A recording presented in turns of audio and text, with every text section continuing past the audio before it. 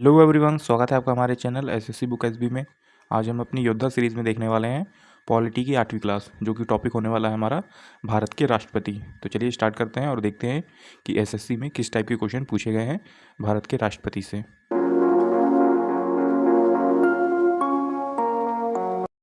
तो इसमें पहला क्वेश्चन है हमारा, भारत में कार्यपालिका का अध्यक्ष कौन होता है? तो ये राष्ट्रपति होता है। तो आप इसे याद रखेंगे, ये क्वेश्चन इंपॉर्टेंट है। भारत में कार्यपालिका का अध्यक्ष कौन होता है?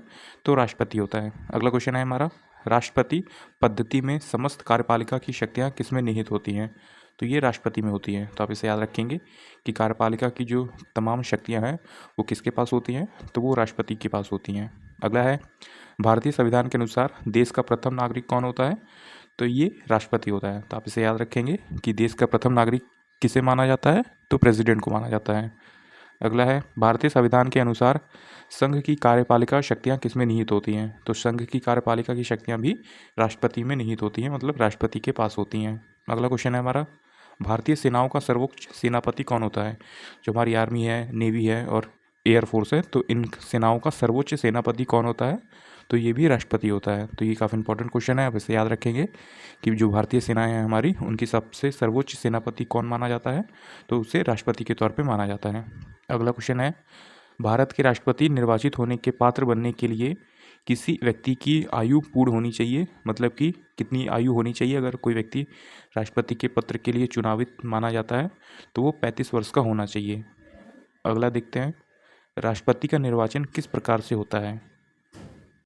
तो ये अप्रत्यक्ष रूप से होता है। तो आप इसे याद रखेंगे कि राष्ट्रपति का निर्वाचन किस प्रकार होता है? तो अप्रत्यक्ष रूप से होता है। अगला क्वेश्चन है, राष्ट्रपति पद के निर्वाचन हेतु कौन सी पद्धति अपनाई जाती है?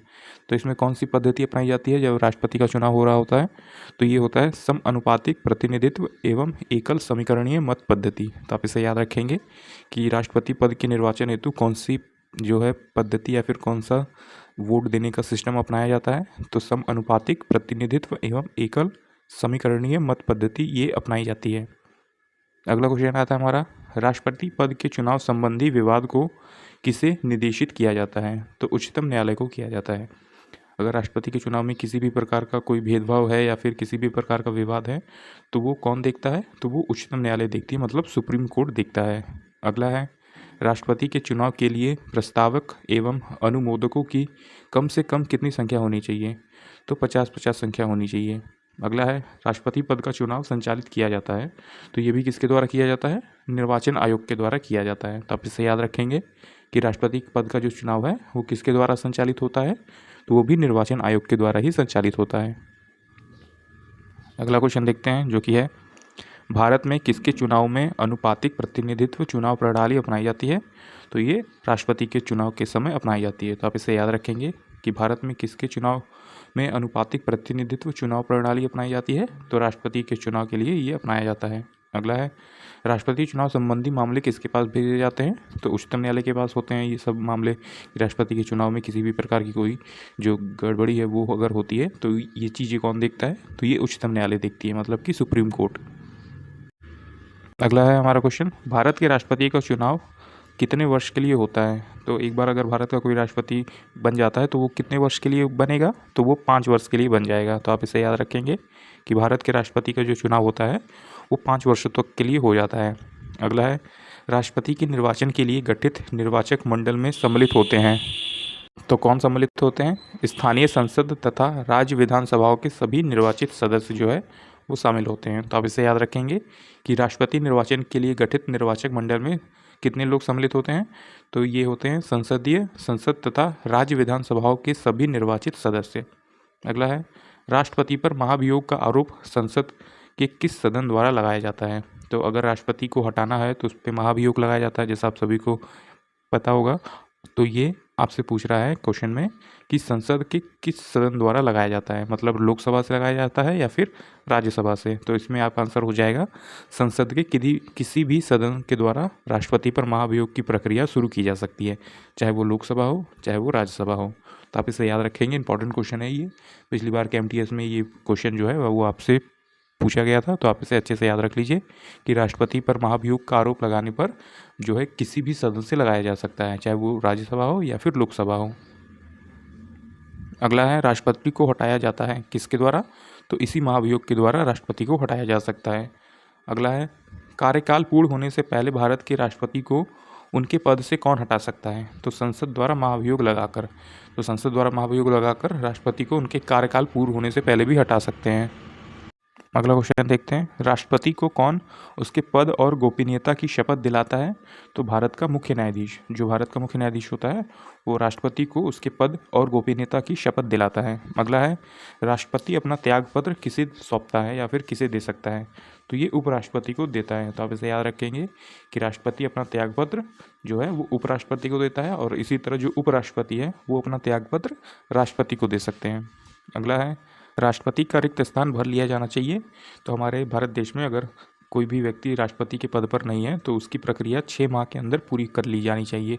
6 माह के अंदर हमारे देश को एक नए राष्ट्रपति की ज़रूरत होगी। तो इस तरह आप इसे याद रखेंगे कि राष्ट्रपति का जो रिक्त स्थान है तो वो 6 माह के अंदर उसे भर लिया जाना चाहिए। अगला क्वेश्चन है हमारा, भारतीय राष्ट्रपति के सर्वसम्मति से चुने जाने का अभी तक एकमात्र उदाहरण कौन है? तो ये नीलम संजीव रेड्डी है। जैसे कि आपने सुना होगा कि निर्विरोध चुने गए जो राष्ट्रपति थे हमारे वो कौन थे? तो वो नीलम संजीव रेड्डी हुआ करते थे। तो आपने इसे याद रखा कि ऐसे राष्ट्रपति जो सर्वसम्मति से चुने गए मतलब निर्विरोध चुने गए वो थे नीलम संजीव रेड्डी। अगला है स्वतंत्र भारत के प्रथम राष्ट्रपति किस राज्य से थे? तो ये बिहार से थे। तो आप इसे याद रखेंगे कि स्वतंत्र भारत से जो प्रथम राष्ट्रपति थे वो बिहार से थे। कौन लगातार 2 बार राष्ट्रपति रहे थे? तो डॉक्टर राजेंद्र प्रसाद, ये लगातार 2 बार राष्ट्रपति रहे थे। अगला क्वेश्चन है हमारा, भारतीय संविधान का कौन सा अनुच्छेद राष्ट्रपति के पद के लिए पुनः निर्वाचन की योग्यता निर्धारित करता है? तो आर्टिकल 57। तो आप इसे याद रखेंगे कि कौन सा अनुच्छेद है जो राष्ट्रपति के पद के लिए फिर से निर्वाचन की योग्यता निर्धारित करता है? तो ये आर्टिकल 57 हो जाएगा। अगला क्वेश्चन देखते हैं जो कि है, भारत के किस राष्ट्रपति की मृत्यु उनके कार्यकाल पूरा करने से पूर्व ही हो गई थी? तो उनके कार्यकाल पूरा करने से पहले ही हो गई थी। तो वो डॉक्टर जाकिर हुसैन थे। तो आप इसे याद रखेंगे कि भारत के किस राष्ट्रपति की मृत्यु जो है वो कार्यकाल उनका जो टाइम पीरियड था 5 वर्ष का उनको पूरा करने से पहले ही उनकी मृत्यु हो गई थी। तो वो जाकिर हुसैन थे। अगला है वित्तीय बिल के लिए किसी पूर्व स्वीकृति आवश्यक है? तो ये भारत के राष्ट्रपति की। तो आप इसे याद रखेंगे कि वित्तीय बिल के लिए किसकी पूर्ण स्वीकृति आवश्यक है? तो ये भारत के राष्ट्रपति की जो है स्वीकृति मंजूरी जो है वो चाहिए होती है। अगला है किसी भी अभियुक्त की फांसी की सज़ा को बदलने या कम करने का अधिकार किसे दिया गया है? तो ये राष्ट्रपति के हाथों में है। तो आप इसे याद रखेंगे, किसी भी व्यक्ति की फांसी या फिर उसके सज़ा में फेरबदल या फिर कम करने का जो अधिकार है वो भारत के प्रथम नागरिक को दिया गया है, मतलब कि भारत के राष्ट्रपति को दिया गया है। अगला है लोकसभा एवं राज्यसभा में राष्ट्रपति द्वारा मनोनीत सदस्यों की कुल संख्या कितनी होती है? तो ये 14 होती है। तो आप इसे याद रखेंगे कि लोकसभा एवं राज्यसभा में राष्ट्रपति द्वारा मनोनीत सदस्यों की कुल संख्या 14 होती है। और एक चीज़ आप याद रखेंगे कि ये जो 14 लोग हैं ये राष्ट्रपति के चुनाव में इन्हें वोट नहीं कर सकते। तो आपने इसे याद रखा कि जो भी राष्ट्रपति अपने सदस्यों को मनोनीत करते हैं लोकसभा एवं राज्यसभा में तो ये लोग राष्ट्रपति के चुनाव में राष्ट्रपति को वोट नहीं कर सकते। अगला है किसी विधि के प्रश्न का सर्वोच्च न्यायालय से परामर्श लेने का अधिकार किसको है? तो ये किसको होता है? तो ये राष्ट्रपति को होता है। तो आप इसे याद रखेंगे कि किसी विधि के प्रश्न का सर्वोच्च न्यायालय से परामर्श लेने का अधिकार होता है राष्ट्रपति का। अगला क्वेश्चन देखते हैं, सार्वजनिक महत्व के किसी भी विषय पर राष्ट्रपति संविधान के किस अनुच्छेद के तहत सर्वोच्च न्यायालय से कानूनी परामर्श ले सकता है? तो ये आर्टिकल 143 हो जाएगा, आर्टिकल 143 हो जाएगा, जिसमें राष्ट्रपति जो है वो सर्वोच्च न्यायालय पर या फिर सर्वोच्च न्यायालय से किसी भी तरह का कानूनी परामर्श ले सकता है। अगला क्वेश्चन है हमारा, विदेशों को भेजे जाने वाले विभिन्न संसदीय प्रतिनिधि मंडलों के लिए व्यक्तियों का नामांकन कौन करता है? तो ये राष्ट्रपति करता है। अगला है किसे उच्चतम न्यायालय के मुख्य न्यायाधीश तथा कार्यवाहक राष्ट्रपति दोनों ही पदों के सुशोभित किया गया था? तो ये एम हिदायतुल्लाह थे। तो आप इनका नाम याद रखेंगे कि ये मुख्य न्यायाधीश तथा कार्यवाहक राष्ट्रपति दोनों के दोनों पद पे थे। तो ये कौन थे? तो ये एम हिदायतुल्लाह थे। अगला क्वेश्चन आता है हमारा, विदेशी देशों के सभी राजदूतों का कमिश्नरों के प्रत्यय पत्र किसके द्वारा प्राप्त किया जाता है? तो ये राष्ट्रपति के द्वारा होता है।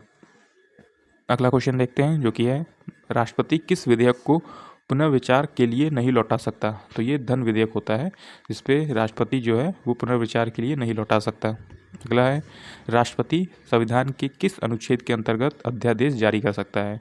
तो ये आर्टिकल 123 हो जाएगा, आर्टिकल 123 हो जाएगा। तो आप इसे याद रखेंगे कि राष्ट्रपति संविधान के किस अनुच्छेद के तहत जो है वो अध्यादेश जारी करता है, तो ये आर्टिकल 123 हो जाएगा। अगला है, राष्ट्रपति द्वारा जारी अध्यादेश अधिवेशन आरंभ होने के कितने दिनों तक अधिक से अधिक एक बार में प्रभावी रह सकता है? तो 6 हफ्ता तक। तो आप इसे याद रखेंगे, काफ़ी इंपॉर्टेंट क्वेश्चन है कि राष्ट्रपति द्वारा जब अध्यादेश जारी अधिवेशन आरंभ होने का जो होता है वो कितने दिनों तक जो है प्रभावी रह सकता है? तो 6 सप्ताह तक ये प्रभावी रह सकता है। अगला क्वेश्चन देखते हैं, जो कि है, राष्ट्रपति के चुनाव में विवाद होने पर किसकी सलाह ली जाती है? तो सर्वोच्च न्यायालय की सलाह ली जाती है।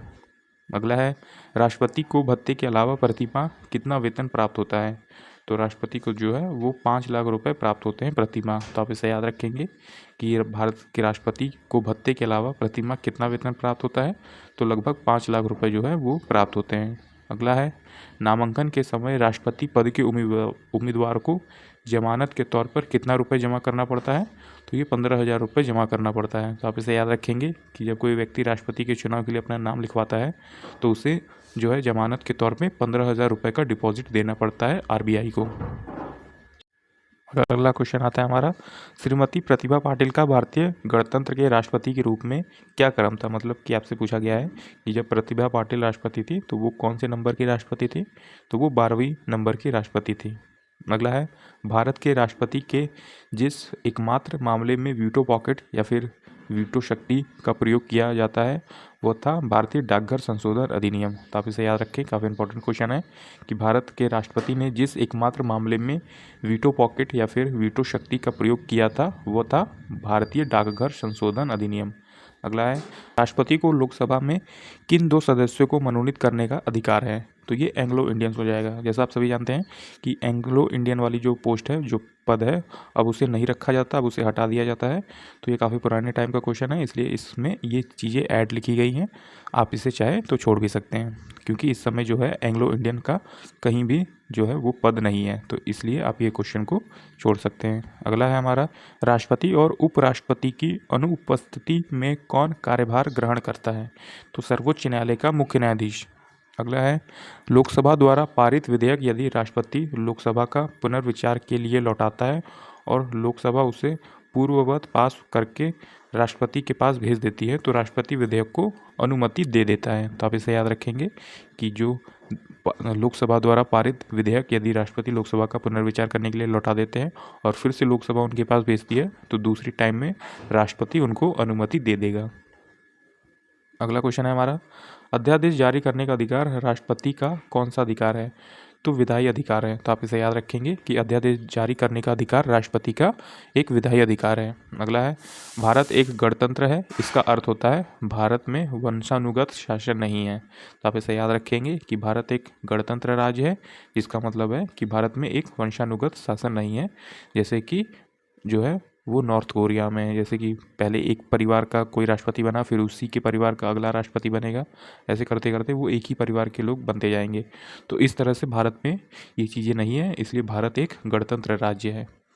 अगला है, एक विधेयक जो कि संसद में प्रस्तुत किया जाता है और कौन सी क्रिया के बाद अधिनियम बन जाता है? जब राष्ट्रपति अपनी सहमति दे देता है तो जो विधेयक है वो एक अधिनियम बन जाता है। अगला है, भारत के राष्ट्रपतियों में से कौन सा कुछ समय के लिए गुट निरपेक्ष आंदोलन के महासचिव भी थे? तो ज्ञानी जैल सिंह। तो आप इसे याद रखेंगे कि भारत के राष्ट्रपतियों में से कौन कुछ टाइम के लिए गुट निरपेक्ष आंदोलन के महासचिव थे? तो ज्ञानी जैल सिंह थे। अगला है, लाभ के पद का निर्णय कौन करेगा? तो लाभ के पद का जो निर्णय कौन करेगा, ये संघीय संसद करती है। अगला क्वेश्चन है हमारा, किसी भौगोलिक क्षेत्र को अनुसूचित क्षेत्र घोषित करने का संवैधानिक अधिकार किसको है? तो ये राष्ट्रपति को है। अगला क्वेश्चन है हमारा, जो कि है, युद्ध की घोषणा एवं शांति का फैसला करने के लिए कानूनी रूप से सक्षम है कौन? तो राष्ट्रपति होता है। अगला है, एक ही व्यक्ति को कितनी बार भारत का राष्ट्रपति बनाया जा सकता है? तो ये कई बार हो सकता है। तो आप इसे याद रखेंगे कि एक ही व्यक्ति जो है वो भारत का राष्ट्रपति कई बार बन सकता है। अगला है, भारत के प्रथम राष्ट्रपति कौन थे? तो डॉक्टर राजेंद्र प्रसाद थे। तो आप इसे याद रखेंगे, वह फर्स्ट प्रेसिडेंट ऑफ इंडिया तो डॉक्टर राजेंद्र प्रसाद। अगला है, भारतीय गणतंत्र का वो कौन सा राष्ट्रपति था जो सदा भारतीय धर्म निरपेक्षता को सर्वधर्म समभाव कहता था? तो डॉक्टर एस राधाकृष्णन थे। अगला क्वेश्चन आता है हमारा, भारत सरकार का संवैधानिक अध्यक्ष कौन होता है? तो ये राष्ट्रपति होता है। तो आप इसे याद रखेंगे कि भारत सरकार का संवैधानिक अध्यक्ष होता है राष्ट्रपति। अगला क्वेश्चन है, भारत के पहले राष्ट्रपति के रूप में राजेंद्र प्रसाद का चुनाव किया गया, तो ये संविधान सभा के द्वारा किया गया था। तो आप इसे याद रखेंगे कि भारत के पहले राष्ट्रपति के रूप में डॉक्टर राजेंद्र प्रसाद का चुनाव किसके द्वारा किया गया था? तो संविधान सभा के द्वारा किया गया था। अगला है, यदि भारतीय उपराष्ट्रपति अपना पद त्याग करने का निर्णय करता है तो वो अपना त्यागपत्र किसे संबोधित करेगा? तो राष्ट्रपति को करेगा। तो आपसे इस क्वेश्चन में ये पूछा गया है कि जो उपराष्ट्रपति है, अगर वो अपना पद छोड़ना चाहता है, पद त्याग करना चाहता है, तो वो अपना जो त्यागपत्र है वो किसे देगा? तो वो राष्ट्रपति को देगा। और इसी तरह राष्ट्रपति उपराष्ट्रपति को अपना त्यागपत्र देता है। अगला क्वेश्चन है हमारा, जब राष्ट्रपति और उपराष्ट्रपति दोनों पद एक साथ खाली हो तो पद पर अस्थायी रूप से कौन काम करता है? तो भारत का मुख्य न्यायाधीश काम करता है। तो आप इसे याद रखेंगे कि जब राष्ट्रपति और उपराष्ट्रपति दोनों ना हो तब जो है वो भारत का मुख्य न्यायाधीश वहाँ पे। अगला क्वेश्चन है हमारा, जब राष्ट्रपति और उपराष्ट्रपति दोनों अपने पद पर ना हो तो वहाँ पे अस्थायी रूप से कौन काम करता है? तो भारत का मुख्य न्यायाधीश वहाँ पे काम करता है। तो आप इसे याद रखेंगे कि जब राष्ट्रपति और उपराष्ट्रपति दोनों अपने पद पे ना हो तो वहाँ पे अस्थायी टेम्परेरी रूप से कौन काम करता है? तो भारत का मुख्य न्यायाधीश। अगला है, भारत के राष्ट्रपति पर महाभियोग लगाने का अधिकार किसे है? तो संसद के दोनों सदनों को है। तो आप इसे याद रखेंगे कि भारत पर राष्ट्रपति पर महाभियोग लगाने का अधिकार है संसद के दोनों सदनों पर। अगला क्वेश्चन है, भारत में राष्ट्रपति राज्यसभा में कितने सदस्य को मनोनीत कर सकता है? तो ये 12 सदस्य को मनोनीत कर सकता है। इससे पहले वाले क्वेश्चन में आपने देखा था कि जो लोकसभा और राज्यसभा में कितने सदस्यों को मनोनीत करता है? तो 14 सदस्यों को करता है। अगर दोनों का पूछे तो 14, सिर्फ राज्यसभा का पूछे तो 12 सदस्य को मनोनीत करता है राष्ट्रपति। अब देखते हैं दोस्तों कुछ इंपॉर्टेंट क्वेश्चन जो राष्ट्रपति से पूछे जाते हैं और एसएससी के प्रीवियस ईयर एग्जाम्स में पूछे गए हैं। तो पहला क्वेश्चन है हमारा, भारत के तीसरे उपराष्ट्रपति निम्नलिखित में से कौन थे? तो वीवी गिरी थे। तो आप इनका नाम याद रखेंगे कि भारत के जो तीसरे उपराष्ट्रपति थे वो कौन थे? तो वीवी गिरी थे। अगला है, निम्न में से किसे कारण से भारत के राष्ट्रपति को महाभियोग द्वारा उनके पद से हटाया जा सकता है? तो ऐसा कौन से कारण है जिस पर जो है राष्ट्रपति को उनके पद से हटाया जा सकता है महाभियोग प्रक्रिया लगाकर? तो अगर कोई राष्ट्रपति संविधान का उल्लंघन करता है तो उससे महाभियोग पर हटाया जा सकता है। अगला है, भारत के संविधान के किस अनुच्छेद के तहत राष्ट्रपति अध्यादेश को लागू करता है? तो आर्टिकल 123 मतलब कि 123 आर्टिकल के तहत जो राष्ट्रपति है वो अध्यादेश लागू करेगा।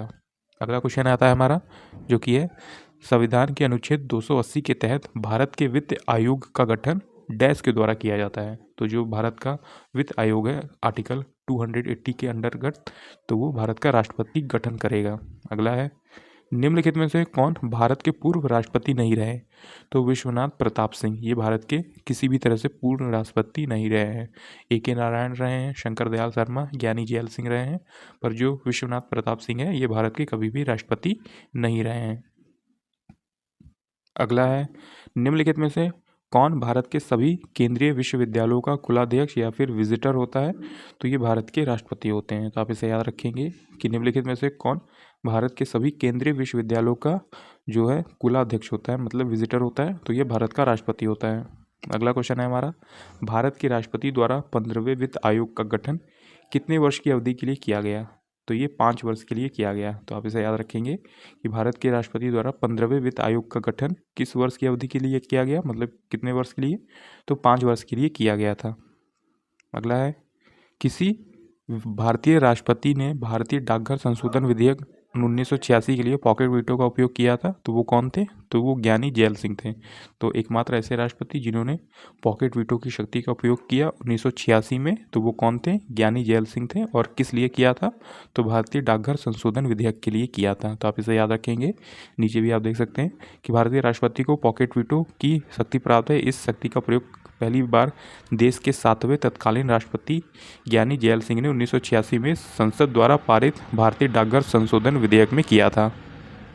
तो आप इसे याद रखेंगे कि पहली बार पॉकेट वीटो का उपयोग जो है वो किस राष्ट्रपति ने किया था? तो ज्ञानी जैल सिंह ने किया था। अगला है, केंद्र राज्य और अंतर राज्य सहयोग को बढ़ावा देने के लिए अंतर राज्य परिषद नियुक्त करने का अधिकार किसे है? तो ये भारत के राष्ट्रपति को है। अगला है, सर्वोच्च न्यायालय का न्यायाधीश अपना त्यागपत्र किसे सौंप सकता है? तो ये भारत के राष्ट्रपति को देता है। तो आप इसे याद रखेंगे कि सर्वोच्च न्यायालय का जो न्यायाधीश है वो अपना त्यागपत्र किसे सौंपता है? तो भारत के राष्ट्रपति को सौंपता है। अगला क्वेश्चन आता है हमारा, संविधान के अनुच्छेद 274 के अनुसार कराधान को प्रभावित करने वाले विधेयकों के लिए किसकी पूर्व अनुमति की आवश्यकता होती है? तो ये राष्ट्रपति की होती है। तो आप इसे याद रखेंगे कि संविधान के अनुच्छेद 274 के अनुसार कराधान को प्रभावित करने वाले विधेयकों के लिए किसकी पूर्व अनुमति की आवश्यकता होती है? तो भारत के राष्ट्रपति की होती है।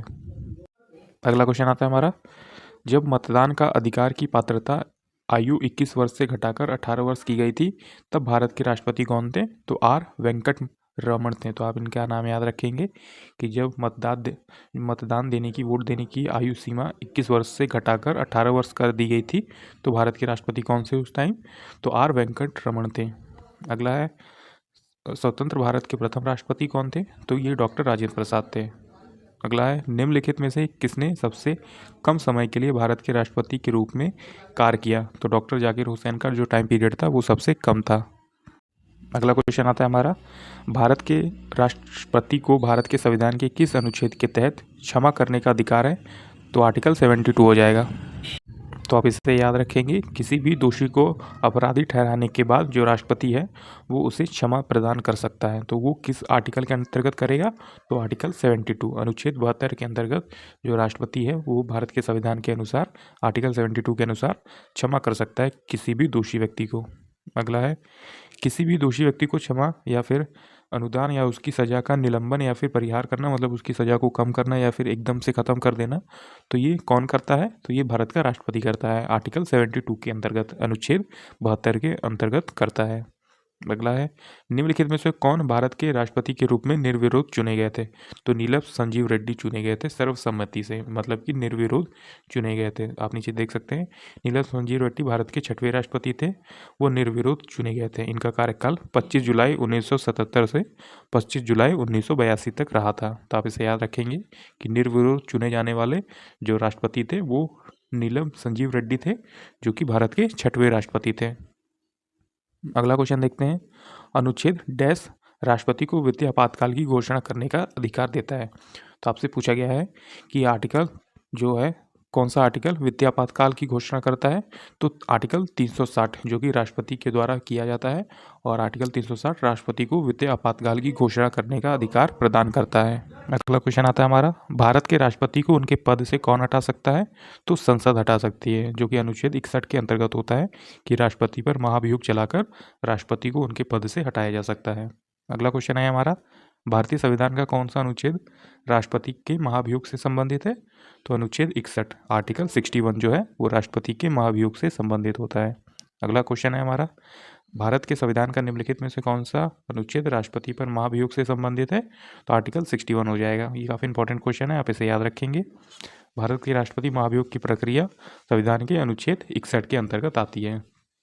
अगला है, राष्ट्रपति का समय काल पूर्ण होने से पूर्व उन्हें हटाने की प्रक्रिया का आरंभ जो है वो कौन कर सकता है? तो संसद के सदस्य कर सकते हैं, चाहे वो लोकसभा हो या फिर राज्यसभा हो। अगला क्वेश्चन है, राष्ट्रपति किसके परामर्श से संसद के सभी सत्र आयोजित और स्थगित करता है? तो प्रधानमंत्री के परामर्श से राष्ट्रपति जो है वो संसद के सभी सत्र आयोजित कर सकता है या फिर स्थगित कर सकता है।